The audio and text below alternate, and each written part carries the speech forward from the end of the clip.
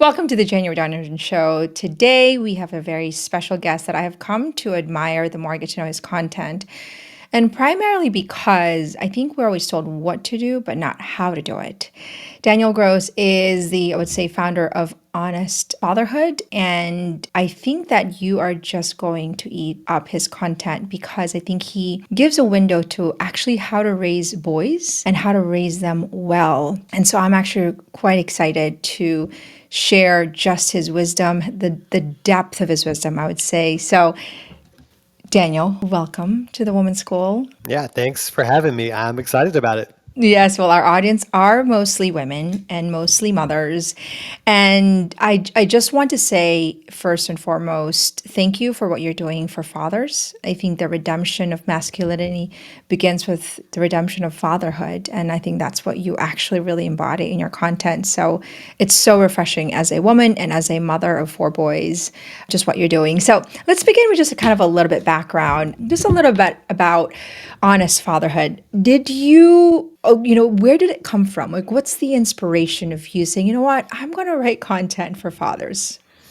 It was completely random. It was not supposed to be anything when I started it, but I've been doing mentoring and working with guys one-on-one for years, just guys that work for me and different things. And I've had people encourage me. They're like, you should tell your story in a book. You should write this out because I've had a lot of stuff happen. My dad was in prison for murder and my stepdad was an addict. What? And we've just had this crazy journey. And then there was a point in my own marriage where I was trying to be the best man and give it all I had. And it was still unraveling and falling apart. And I had this long journey of redemption of my own life and then in our marriage. And so people were like, write a book, write a story. So I thought I'll start an Instagram page, put some of my thoughts out there that I might put into this book. And in 2 years, if I get 10,000 followers, that would be amazing. Some of them might buy my book. And it's just over 2 years later, and there's like 300,000 followers. And it's become this message that people needed that I was not expecting. And so here I am. I think that even makes it even more beautiful story. I did not know about your father or your stepfather. I mean, that is even more, I think, telling of you because then you had to probably learn it on your own and how to figure out like how do you do this fatherhood thing when you didn't have a role model. What was that like for you when you kind of even began that journey with like, ooh, how do I do this? Hard and a lot of anger, a lot of tension, and mostly it felt like groping my way through the dark. I always tell this story. I hit this breaking point probably 4 or 5 years into our marriage when we had two children. My oldest was 3 and my youngest was a newborn. I thought, I'm not a drug addict. I'm not a narcissist. I'm not a bad guy. Like, I'm doing the best I can. I love my wife. She's a good woman. She loves me. Why does it feel like we're one crisis away from this whole thing unraveling? And I came home one night and my wife is doing the dishes and she's crying. She's upset and I don't understand why. Like, nothing happened. I ask her why she's crying and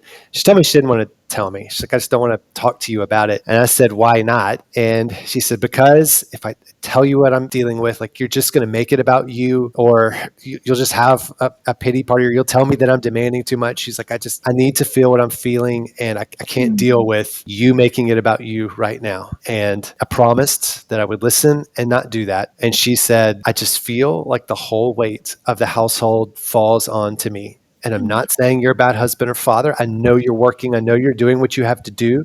I'm not saying you're lazy or anything like that. But the reality is you're gone 50, 60 hours a week. I'm home alone with the 2 boys and I can't share my struggles with you because you get defensive, you get upset. And I need to be able to have a release. And that was a punch to my gut. And I was like, I have got to completely rethink the life that I'm building right now. And so that started a really long journey. And it wasn't like a light bulb moment where things changed. It was like digging out of a sinking ship. It took a couple years to plug the holes, a couple years to like turn the boat around and finally start going in the right direction. And it was, I don't know how else to say it. It was long and painful for both me and my wife, but it constantly got better day by day once the shift was made. Well, as you were speaking, just because at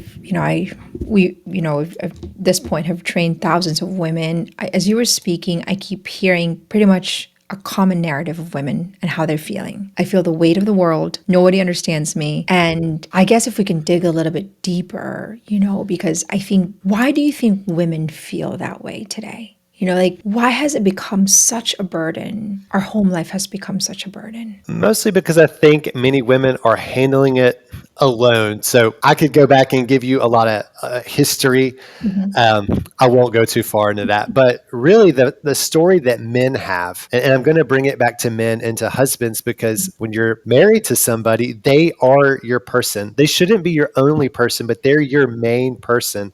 Mhm. And if that is out of whack and you guys aren't on the same team building each other up, and every obstacle is a wedge that drives you further apart, you're both going to feel alone. So while a wife feels alone in the burden of motherhood, which is not a burden, it becomes that when she's alone in it. And then the father also feels alone in the stuff that he's carrying. And they're both in survival mode, feeling Yeah. the weight of their need and how the other person who they're married to should be able to be in community with them and helping with that need. But it's just, I need to climb on the raft to stay afloat. And so I've got to push you off of it. And the needs that we have, that survival mode drives us further apart. And most men that I come into contact with through my coaching and men's work, the narrative they have is, I need to be a protector and provider. Mhm. And the way we most readily know how to do that, and it's most easily rewarded by some of our natural masculinity, is through work. Yeah. And so we get married, we start working, and this is what happened to Rachel and I. And things are good until you start having kids, because you have enough time early on in marriage to kind of, he works, I do my thing. Sometimes the wife is working too. And the cracks, they might be there, but the weight isn't heavy enough to really be pressing down. And then when you start to have children and a man is unsure of who am I at home? What's my role here? What does it look like to lead? How do I Mhm. get involved with raising my children? And he doesn't know his place. He often goes to the place where he does know who he is, You're right. and That's it's often at work. And you get this dynamic where the wife is pulling, I need you at home.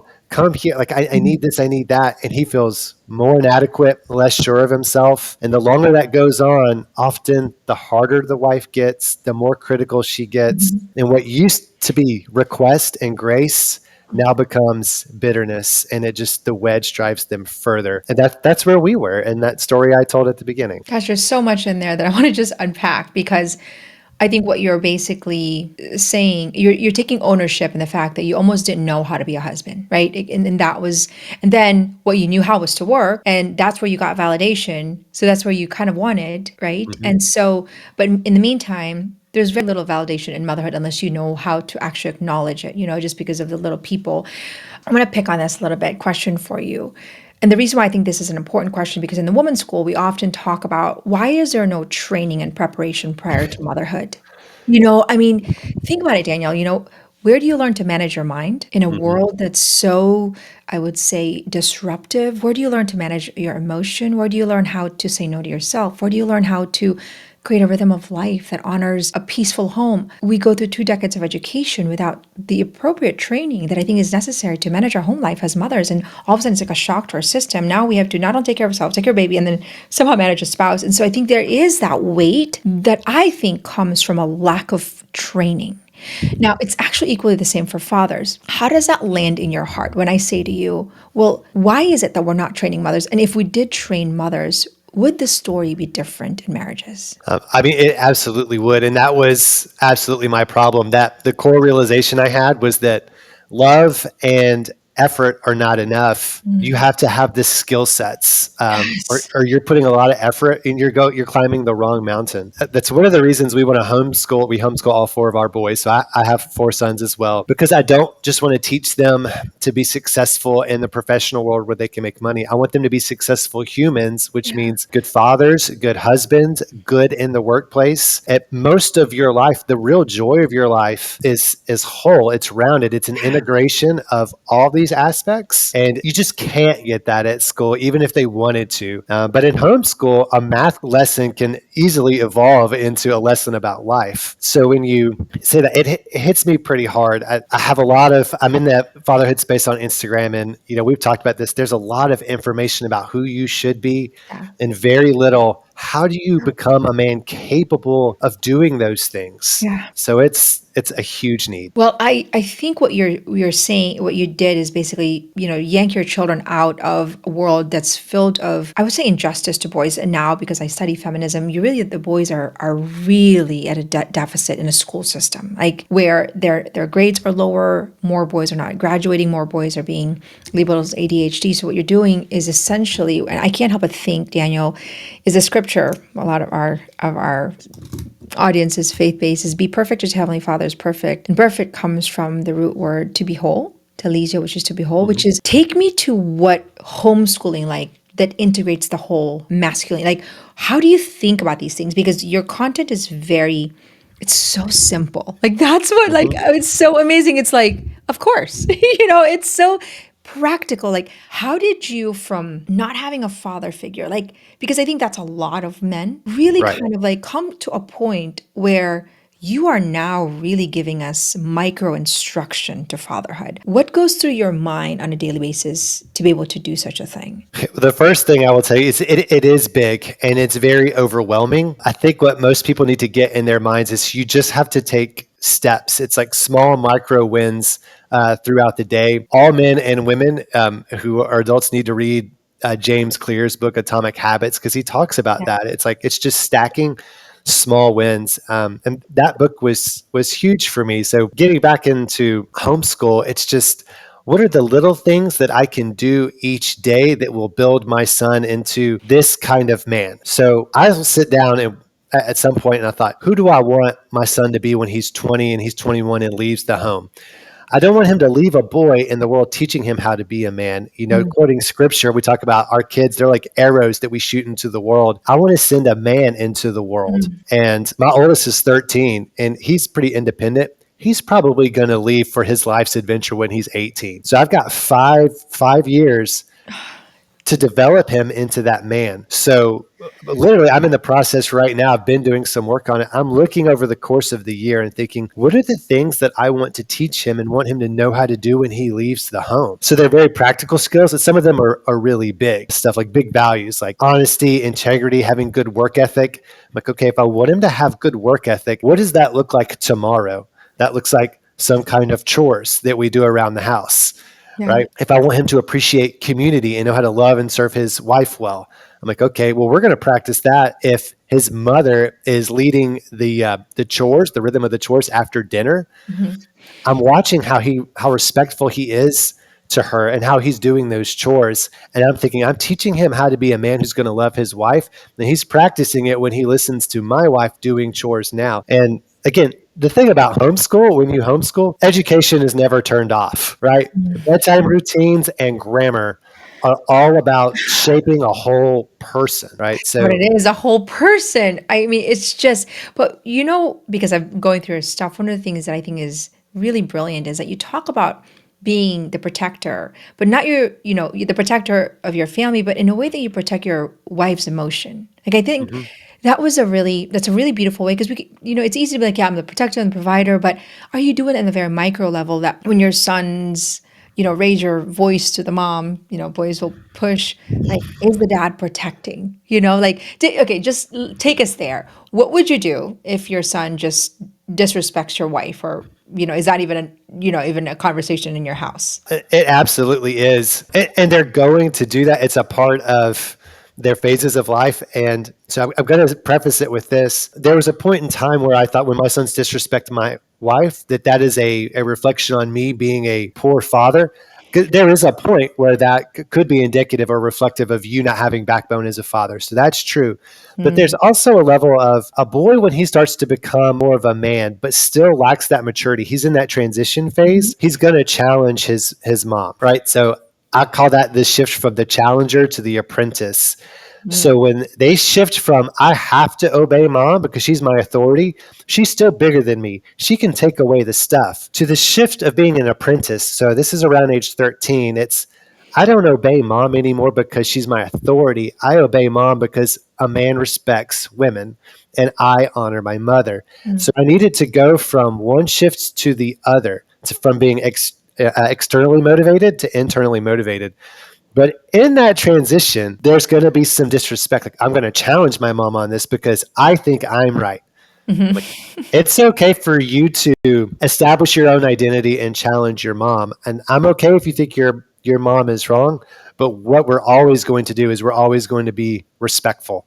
We're always going to honor her, even if you disagree. And you're still going to do what your mom asks, even if you disagree. We'll talk about it later after you've obeyed, right? The discussion comes after the obedience because I need them to learn how to do that. So if one of my sons was disrespectful to my wife and I heard that, in real life, I usually watch Rachel and see, is she calm enough to handle that right now? And able to talk to him. If she is, then I'll stay out of it and watch to see how it goes. If it escalates, I immediately step in and take that over. But I'm also looking to see if I've been at work all day and she's been dealing with a lot of the kid stuff. And she's like, I'm making dinner. The baby's upset. I just walked in and then I see her in a thing with my son. I'm like, she's overstimulated. Now she's having to battle my 13-year-old who's smart and knows how to really challenge. I'm automatically stepping in because I'm protecting both of them, Wow. protecting my wife because she should not have to handle a challenge from a 13-year-old boy. I know he's a child, but he's growing into a man. And I think that's not in her nature. And for a woman to have to fight battles with young boys, I think it does something to her internally that's bad, that wears on her soul, because in her nature she's a nurturer, she cares. So when that happens, I love and take great joy in stepping in and saying, hey, you can pull all your aggression out on me, your dad, because I can take it, I can handle it. If you want a battle, if you want to challenge someone, bring it to dad and let's see. And I love that my wife has that in her back pocket. She can always say, if that's what you really think, how about this? How about you go talk to your dad about that and see what he has to say? And instantly they'll just say, okay, mom, because they know when they come and talk to me, I've got Rachel's back and they know that I'm going to point them to the right thing because they already know what the right thing is. They'll They just push just, it.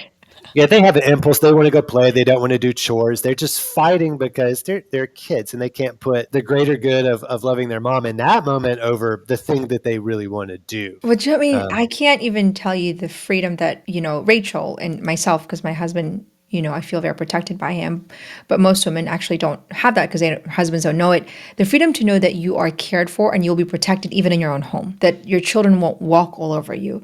So that in itself, it's like literally a visceral kind of weight comes off from a woman to just know that it's in your back pocket. mhm, Like, I don't have to defend myself. Like what a gift. Like you're right about how can you protect our nature as nurturer if we have to constantly defend ourselves? mhm, And something really profound that I'm catching on what you're doing, Daniel. Okay, in the women's school, we teach women how to study their spouse. We teach women how to study their man because how could you love somebody that you don't know, you don't study on a daily basis? What you've exemplified in 2 3 back and forth is how much you study your wife. mhm. Is that something that you're conscientious of or intentional? Because it kind of flows right. You just outside and you're just like talking like, yeah, I'm studying my wife. But how, first, is that conscious? You're doing it, studying your wife. Number two, how did you learn to do that without a model? So the first way I learned how to do it was by studying myself. So I gained a lot of self awareness by reading books, and we could talk about all the stuff, my own therapy and coaches that I've had. But I would start to recognize my own flaws coming out in my wife and my strengths coming out. But the biggest thing that I saw was usually my weaknesses or things that I'm not doing well are always reflected back to me in Rachel over time. And my strengths the same way. Like when I provide safety, what comes out of her is grace, creativity, laughter, Mm, smiles, like the woman I married. And when I'm absent, stressed out, and defensive, what comes back at me is a woman who is slowly growing colder, who's harder, who's more rational, and yeah, less in her feelings because she's got to shut her feelings off because she's yeah. got to protect herself and get the job done because I'm not helping her. She's having to step into a very masculine place. So I'm being intuitive to how my behaviors and my own lack of discipline or strengths affects her. But okay, so I get this comment from men a lot, and this is speaking to your point. Let's say I don't know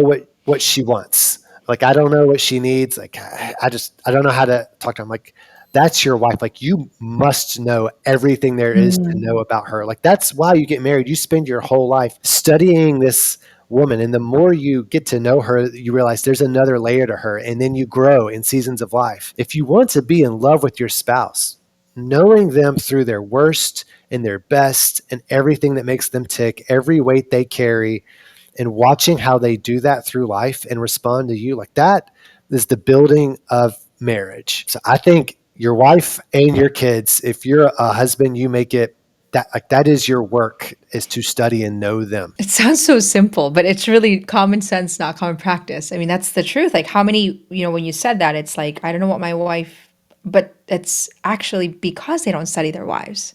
But Yeah. I would equally say the same for your husband. Like, I don't know what my husband's thinking. I think it goes back to the fact that there's just no proper, I think, formation or guidance just because our role models are gone. I think that we have generations where in the 60s, the role models really were kind of like, hey, I am woman, hear me roar. This Yeah. is no more sort of the self sacrifice is sort of gone. And I'm just going to point this out because you said laughter, which often, to me, indicates freedom in a woman that she's loved. And it's funny because when I didn't really know what a woman is. My story is similar in some ways that nobody ever showed me how, and I suffered for it. And I remember the day, Daniel, I met a woman, and I met her because her husband was speaking. It was sort of a conference, and her husband was speaking about some topic about faith, and all he could do was talk about her. And I remember thinking, there's no way you love her that much. Like, that's not real. Like, no man can love a woman that much to a point that he's is viscerally just in deep admiration when his wife's not even there. And so I befriended him. And that was a couple afterwards, and they were missionaries, and I followed them around. And I remember actually her laughter. Like, her name is Dida. I talk about it all the time. And I remember one time I said, how do you have a marriage like that, Dida? Like, I want what you have. And she had this laughter that all I could remember was, I want that laughter. And I didn't have any words for it. I was 17 years old. But I think you indicated the sort of the laughter that really comes from the freedom of being loved by a man Mhm. deeply. And every woman wants that. And I think that is what is so profound to me in your content is you're raising boys with a deep reverence for motherhood and your wife. And I can see right, through it. And it's an ache of a woman's heart when they are they don't know how to be loved by men. They don't really, I mean, there's just, you're in this marriage and it's almost like a prison. And Mhm. maybe that's sort of what you felt, right? And I'm going to pivot into boy's question. Last question about your wife, because I just love how much I admire your wife. What was her turning point? How did she sort of open up her heart to be like, okay, we're going to turn the ship around together? Was she studying right alongside you? Did she read Atomic Habits right alongside you? Or what was that like? No, she didn't do that kind of stuff because it's really my personality. She has a much different personality than I do when it comes to how we learn and absorb information. Um, so she, like many women, saw the cracks. She felt it emotionally, and I didn't feel it at first because I was kind of like in warrior mode and not so much in any kind of like a gentle affectionateness early on in marriage. Mhm. So she tried for a long time, and then I think she just sort of let it go. So this is such a sad story. It was like 3 years into our marriage. She was trying to pursue me, Mhm. and she bought this book, and it's like you ask each other 3 or 5 questions at night. And so every night at bedtime, she was like, for a couple of nights, she would get this book out. We'd ask each other these questions and write our answers. And I remember she got it out one night. She asked me one of the questions and turned around, and like I was asleep. And for her, that moment was so hard. It was just indicative of all the stuff of like, he will not put forth the effort. He'll work all day, but he cannot give me 20 minutes. Oh, I can feel that pain, Daniel. Right. I And mean, not that has her husband, not my yeah. husband is a great man and gives me, but I just, because I carry this with so many women, that is exactly how they Yeah. feel. So by the time I was ready to turn around, she wasn't through. Obviously, she was still there, but I think she was done pursuing it and being the one to say, let's try this, let's try that. And it was almost put on to me at that point of, if you're going to try, you do it. You do the stuff. But I'm not going to coddle you into this or whatever. Like, Mm. you need to start leading. I mean, she never said it that way, exactly. But her turning point, I don't know how else to say, it was a reflection of me Wow. turning around. And it's so interesting because I feel like I would bring stuff up like 5 and 7 years into my journey of becoming a whole man and healing. And she'd say, "Do you remember when I brought that up like second year into marriage?" And She was ahead of her time. yeah, but she really started turning around as a response to me um, after I started doing it. And so we have grown together since over the last 6, 7, 8 years since we've really been on a forward, path, and we've just gone together. Wow, that's a really hopeful, I would say, for a lot of our audience who maybe feel a little bit kind of in the same way you were prior to. What was the impact of the way you were before, how she mothered to the way she mothers now? And I'm not putting Rachel on the spot because I think we all have our own, but let's just say, how do you think the impact of a way a man loves a woman to how she mothers her children? It's I don't know how else to say this, but it's from survival mode to like freedom. Mm, yeah, Um, and I that's think I've said this before, but it's very much when you don't have a partner who's really involved and doing that, you just become hard and cold uh, yeah, in many ways. And I need my sons to know what a woman is. That's what we're talking about, and that gentle, beautiful, graceful side, even this creative side that she can bring. I wanted them to know that they need that as part of their development too.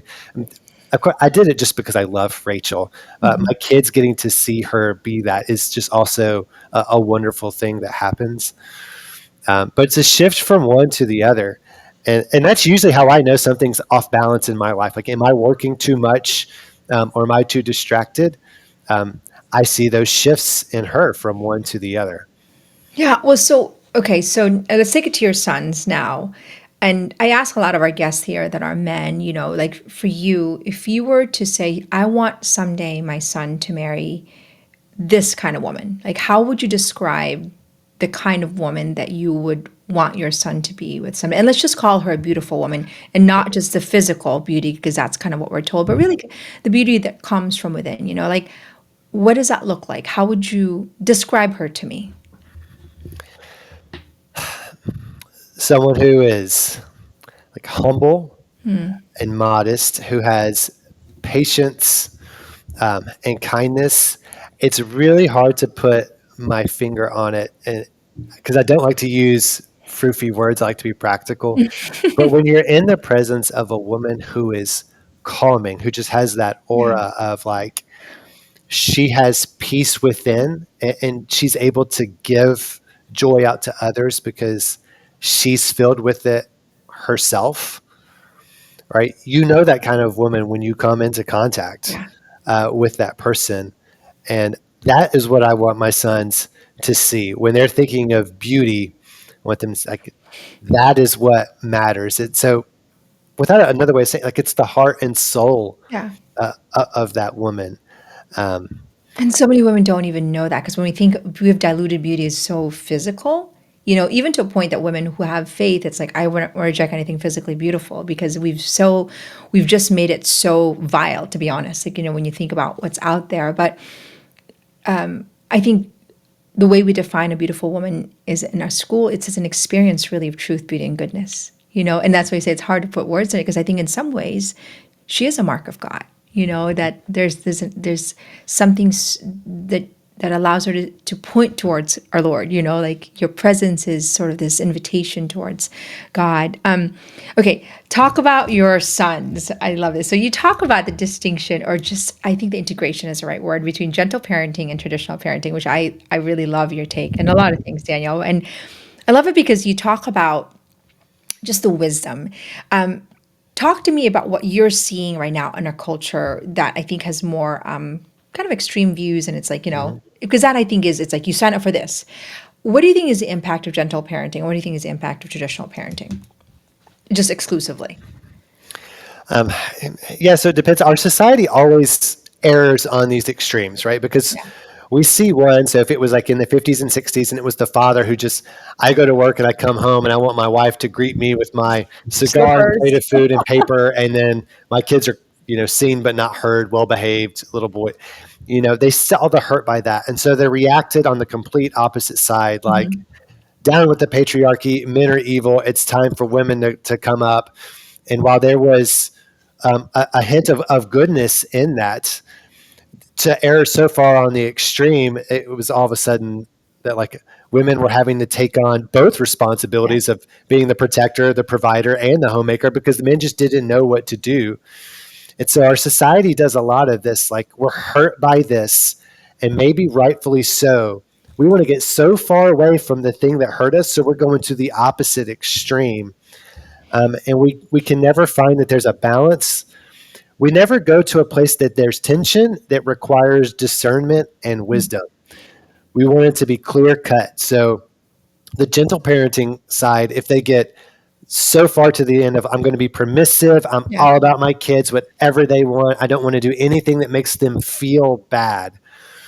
Um, I'm like, you're going to create a space of chaos where your kids always feel bad.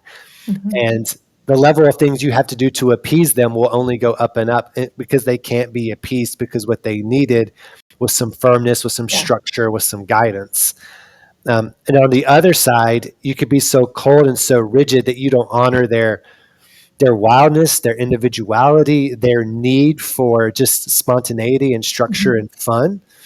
And you don't see their emotions at all. And you can't help them navigate emotions because you're just, I only require obedience. Yeah. It's like, well, as a child who can understand how to regulate their emotions Mhm. is better at obeying, right? So Yeah.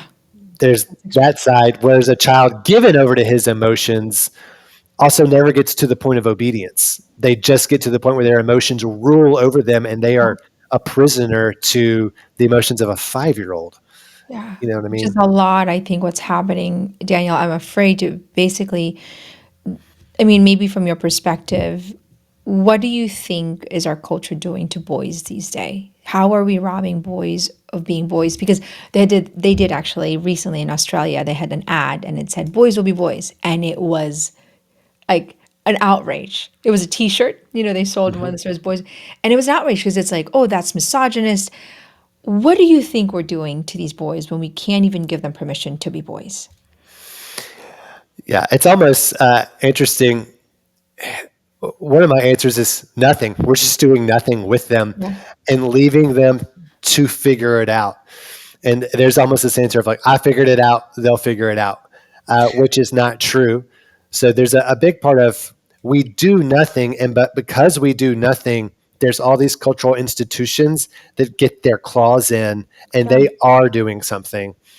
And so it goes into, traditional school. And I know some people feel like they don't have a choice. I would challenge that a little bit. But for people that are sending their children to traditional school, it is set up to, you have to be obedient. You have to sit here. Mhm. And it's the more compliant you can be as a boy, the better you are Yeah. as a human being. Whereas young boys, they need to be able to play. They need to have adventures. And they do, like, they don't learn by sitting down. They learn by breaking things and trying stuff and failing and falling on things and pretending. They work it out through exploration and pretend more than sitting and hearing it Oh yeah. come in. So I could teach them to be a good man and a warrior who protects. And we read stories about it, but they're going to go in the backyard and play warrior games. And that's where they're really like Mhm. letting it sink into their identity, right? Like Yes. I'm a good guy. Yeah. Um, I'm a protector, like not sitting. I mean, it really is, our education system, the more I learn about it, it's really just so damaging to boys. It's made, circle time is not made for boys, and you know that, and boys are essentially being labeled. 80% of boys that have ADHD or is in Ritalin are boys, because anytime they're running around, getting recess. I mean, the school system punishes them, and it's really made for girls. Girls are flourishing, but then you actually go to give them therapy, right? And most of them are women. And then they actually have the Psychological Institute now kind of labeling toxic masculinity. And so I mean, it's just such a disservice to what the gift of manhood is, which is goes to my next point is that men today, there's a growing rise of suicide. You know, it's 4 times higher than women. And they did a study that some of the last words of men who committed suicide were 2 words: worthless and unwanted. I think those are the 2 words. And so it sort of kind of made me just really think about how, feminism, at the extent of freedom, made us feel as though men were no longer needed and wanted. And so you have a generation of men who feel worthless and they don't feel like women need them. They don't feel like society needs them because we have, an education system that I don't think really validates men's work. And 80% of hard jobs are 90% of hard jobs are made by men, but it's like we think we don't need men. It's sort of the narrative. And so when how does it sort of land in your heart, especially because you're coaching men, when so many men today just feel like, well, I'm not really needed. I don't even need to pay for it. Women don't even seem like they don't need a man to even have a baby. Take me to a man's need to be needed as a sense of purpose. Yeah, so I've thought about and come into this world a lot, and yeah, most men who commit suicide think that they're doing the world a favor, that it's It's so sad. a self pitying take on a last act of kindness. Yeah. My family, I'm so terrible to them; they would be better off without me, and that's kind of the thing. I know this because my own father came in and told me he was going to commit suicide at one point, and that was what he thought. And I literally found his. I was the one who found his suicide note the next day, and wrestled over a shotgun with him. No, Um, so that might be a story for another time. But it it is. was he was at that point, um, and it's because he didn't know how needed he was, because society doesn't have a narrative anymore. Like we've skipped over or lost. Like, well, what are men for? Why are they needed? And why are they valued?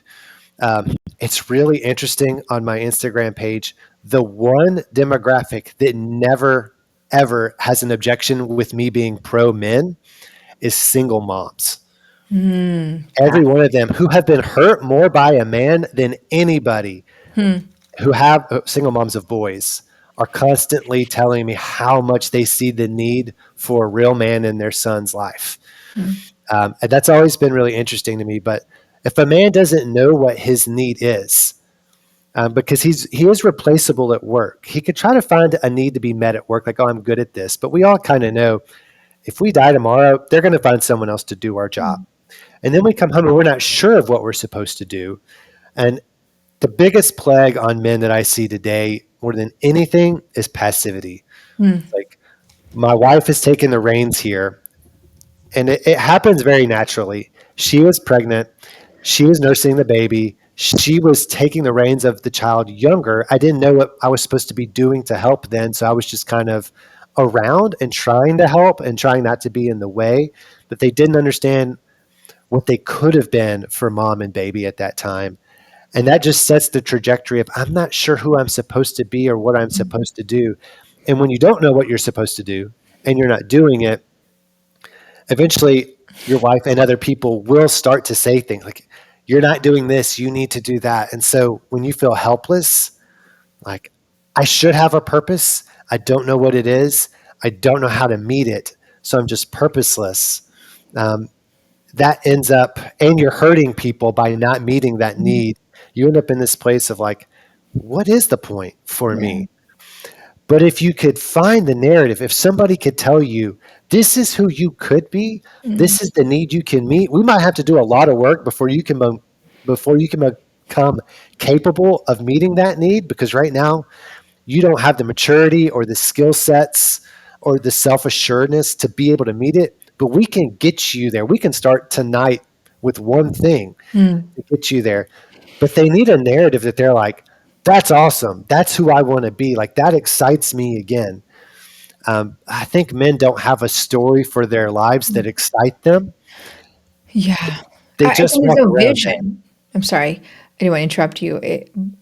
But what you're saying is that they don't have a vision for masculinity because of how it's been so disordered, sold to us. And I think you're so spot on. It's like we need to start casting a vision of like, that's who I want to become. Because now I don't want to be like my dad because the role models of fatherhood today, but we don't want to be Andrew Tate, although he has a growing following because men, I think, just want sort of this, they want to look for that, man in their life that's going to give them the rite of passage. And so I think the fact that I think you hit it spot on is that we need a new vision of male masculinity that is the opposite of passive. So, what is that vision, Daniel? Like, if that was you and you have a lot of incredible insight, take me to the vision of what would our future be like if we actually redeem masculinity? What does that look like? What's that vision of manhood? Yeah, I love that question. You know that it's popular now to ask, what is a woman? What is that? What is a man? And people will say things like, oh, he's a protector and a provider and he cares about his neighbor. And I always want to say, what does that even mean? Mm-hmm. Um, I know genetically and scientifically, what chromosomes you need to be a man. I know men protect and provide. Most men have no idea what that means Yeah. and are very disappointed when they're like, I'm making money and I'm making sure robbers don't come in. So I'm protecting and providing. Why does it still feel empty? I'm like, because you've not even scratched the surface of who you can be. Mm. Um, so that's a big question. In my program, we talk about this king energy, like this king. It's a masculine archetype. It's based on the book King, Warrior, Magician, and Lover, which comes from Carl Jung and his thinking about archetypes. So it's a good way to put it. So that's a great book for men to read. But one of the first archetypes is king, and he's got two shadows. He's got the weakling and the tyrant.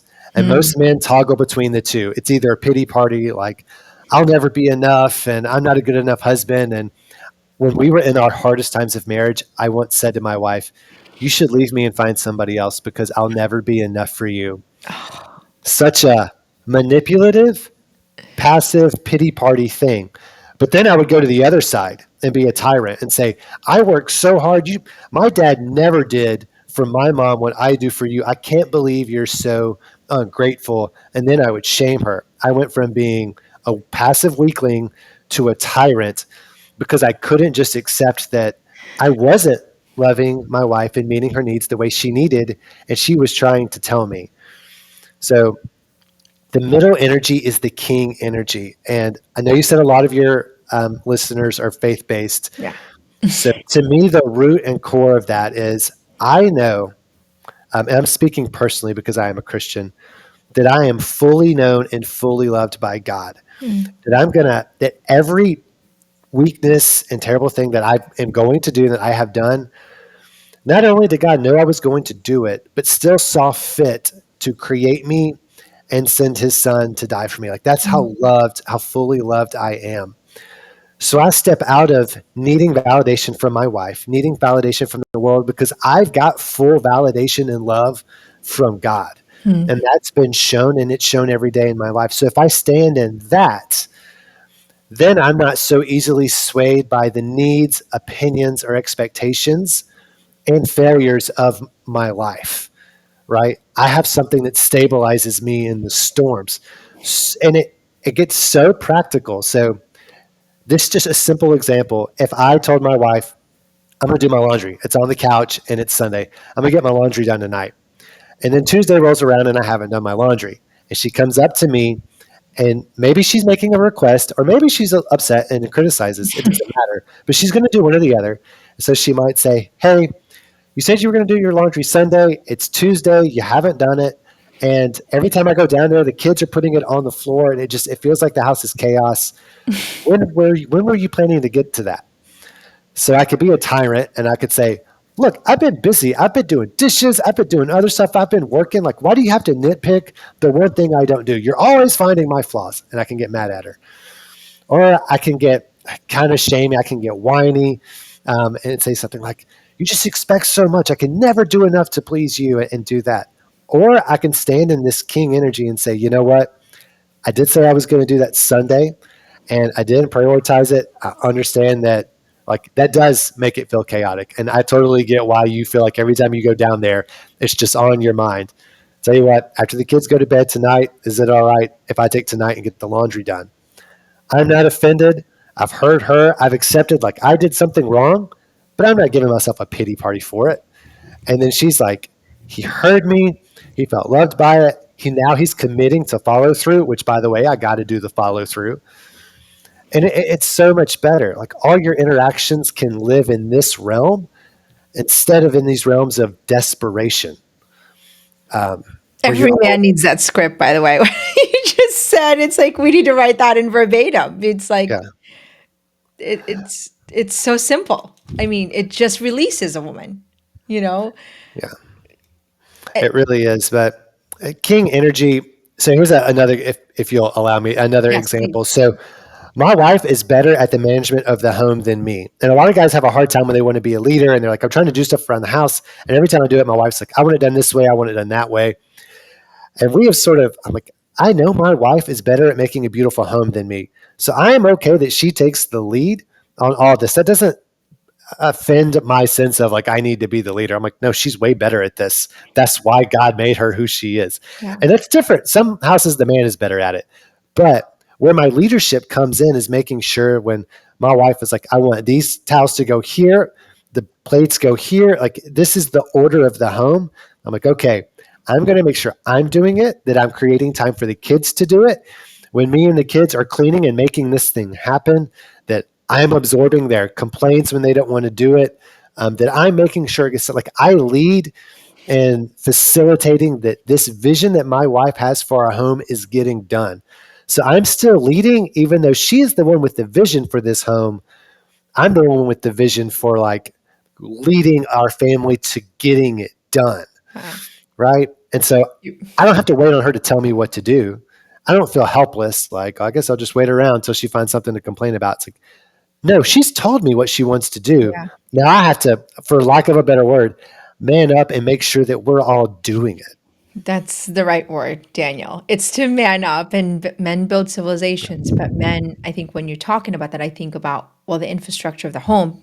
Like my husband does that. Exactly what you're saying is that this is the vision, hun, that's the curtain, but I want to make sure I follow through and build it. And so in everything that you're doing, first of all, which I think our audience would be like, show us how I want to show this to my husband. And the cornerstone that I can't help but think, Daniel, is humility.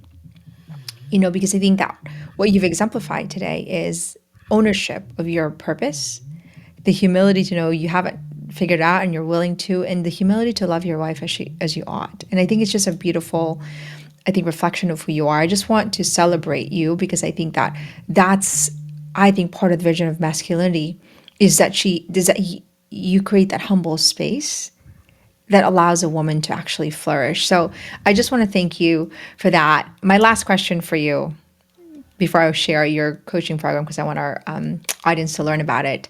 What's your vision of women from a male's perspective? What do you want to see women will be now in the future? That's a really good question because I work with men all the time and I don't often think about it. But um, I want them to be free Mm, of being overburdened and alone, mm, um, and feeling like they have to do it all. Um, every family dynamic is different, and our family works a certain way. But I know a family where a wonderful family where I do think the husband is a strong man and leads the home, but he makes like 50,000 a year as a school teacher, and she makes high six figures. She works in the NICU, mm, right? And so she's obviously the breadwinner, and she works, but they have made it work for their family based on him leading what he feels like is God's vision, talking about it with her, and leading. She's not alone. And so many times when I run my coaching programs, I'll ask guys, why are you here? And they're like, my wife found you on Instagram and wanted me to take this course. And I'm like, I want women to be free from the responsibility of having to take on all these burdens. And I think that was one of the um, fallouts of feminism Yeah. was that too much was placed on one person that Hmm. was supposed to be in a marriage, and then further out was supposed to be in a community, which we haven't even touched on, the Yeah. community of people you have in your life outside just the two of you. Hmm. And that's really hard to create and build. Um, when women are free of that, I don't think I have to talk about who they are going to be. They're going to be um, who they're supposed to be, who they naturally are, if they're given that freedom. So I've said this before, and it's controversial for whatever reason. I think men are built and women are revealed Mm. uh, in a lot of ways. If men have to go through hard times and trials to be built into the men who could carry the load that they need to Mm. carry. Um, and instinctually, I think a lot of women are graceful, are beautiful, but also that doesn't mean not hardworking. They're hardworking, they're Yeah. disciplined, they love beauty, order, and structure, and all these things. But they have to be given a reasonable workload um, to be So able to it's do that. extracted, you know, like I think it needs to be unraveled. Maybe that's, you know, the way I kind of see it. Do you think women today know how to be women? It's still, I said last question, so I wasn't being a woman by word. Just like, do you think women today know how to be a woman? And the reason why I said, let me preface it, because I think that I always say just because we're born a woman doesn't we know mean we know how to be one. You know, I think we are. Our nature is to nurture, but if you live in a household where your mother was, you know, lack emotional discipline or was hardened, you might have a nature, but your environment didn't really support it. So, do you think today women know how to be a woman, or even ask that question? Do I know how to be a woman? Um, that's hard. In my life of people I know, they do. We know a lot of really wonderful, good women just amongst our friends and people groups.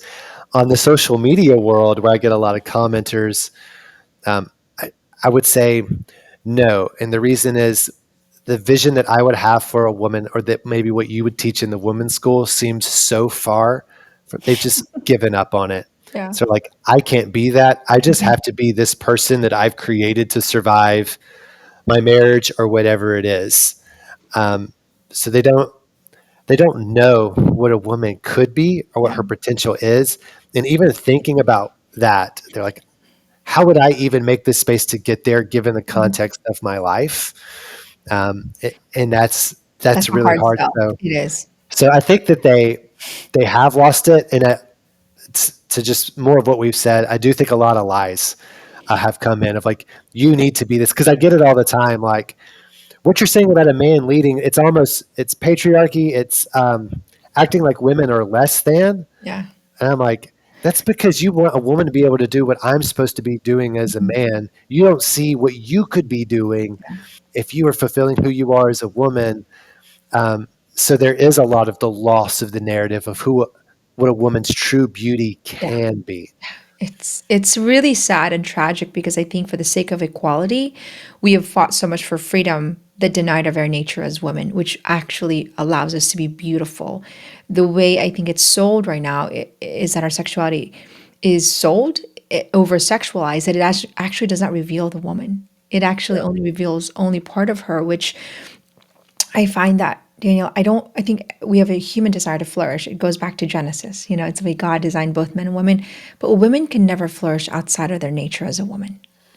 You know, and I think that's why we have to reteach what it means to be feminine, not this fragile femininity, but that interior strength of a woman that is really rooted in her character, discipline, but the constant need to challenge herself to become greater than her current self. I mean, that's what we teach the art of being a woman, art meaning skill. So when it goes back to our first conversation, is that there's just no skill training on even how to love your husband well, you know, how to compliment a man. I mean, I have wives right now who I'm like, where did you learn how to believe in your husband? Where did you learn to study your husband and see his greatness? Where did you learn how to compliment your spouse or understand, you know, the burden that he carries? I mean, so much of this we're expected to just know, but women don't, you know, and especially with the cloud of noise. And I get excited because I think that I feel like the vision actually to counter sort of this radical feminism and even just this passive masculinity, I think it has to be a revival of both the masculine and the feminine together. And it can never be apart from it. It's kind of my new awareness. And the idea that we can't do things in silo anymore. We can't just pretend that we're fixing masculinity over here and fixing women's empowerment and whatever in dialogue together. I think itself could be dangerous, which is what I think happened to the feminist movement. So, where can where can men find you? Where can actually women find you so that they can sign up their spouse? And what do you offer? Tell us exactly kind of, what we're going to get from your program, from your coaching program. There's a couple ways to find me. The main way is Honest Fatherhood on my Instagram page. Everything goes up there. The same name on YouTube. I put some stuff up on YouTube. And my Facebook is just actually my name. It's Daniel Grose. But I put most of my stuff up on Instagram anytime I'm doing a program. But I recently just stepped into doing fatherhood coaching full time. So I have a 12-week program that I take men through that's really the skills. Um, I talk about loving with all your heart, soul, mind, and strength. And I relate that to being a protector and a provider. But I'm like, what is that? We get really in the weeds of like, what does that look like day to day? Everything we've talked about, we're on a podcast. We're still talking about it at a very high level. But it's like, okay, so what are you going to do tomorrow? How do you develop the skills? How do you change your mindset? What are the habits? So I take men through a 12-week program, and it's geared towards developing yourself as a man, your marriage, and then the last 5 weeks are just on raising boys. How do you guide your son into being a man of quality? So every month I start a new cohort. That's usually a couple groups of guys, 6 to 8 guys, and we go through the program together. I always offer one-on-one coaching at any time. And then coming up at the end of September, so I don't know when this will come out, but I have a new program. So my program for men is Foundations of Fatherhood. This program is going to be a 6-week series called Foundations of the Family. Mm, That's for husbands and wives. That's basically creating a culture in the home. mm, It's planning your life together. Like, how much are you going to work? What does it look like? Are you going to homeschool or not? What are the rhythms of the home? What does conflict look like in your home? What's your discipline philosophy as a married couple? Like, getting on the same page, because a lot of couples, you have an old school parent and a gentle parent married to each other trying to figure it out. But basically aligning your marriage with God's vision and then figuring out what does that look like on Friday night. So that'll be a so 6-week series, but it all goes through my Instagram page, which is Honest Fatherhood. Well, thank you so much for all that you do for our listeners. We'll put this in our database. We have a newsletter and our YouTube that we're just really trying to basically promote just good men and women. But Daniel, thank you for who you are, for taking your wound and really making it the story that we can learn from. It really is noble, it's heroic. It could only be our Lord. And that's, I think, the testimony of this whole thing is that God can do so much from your father, being in prison, which I think is profound, to you now teaching men how to be men. So thank you so much for today. Last words for men and masculinity. If you feel overwhelmed and the journey seems too hard, it's because you've made the first step too big. Okay. Find something small and tangible that you can do and just start doing it. Read the books, hire the coaches, find the church, get into the therapy, do something, and do something as soon as you get done listening to this podcast, or as soon as your wife is done sharing it with you, whatever that And signing up. whatever that looks like. Take a step.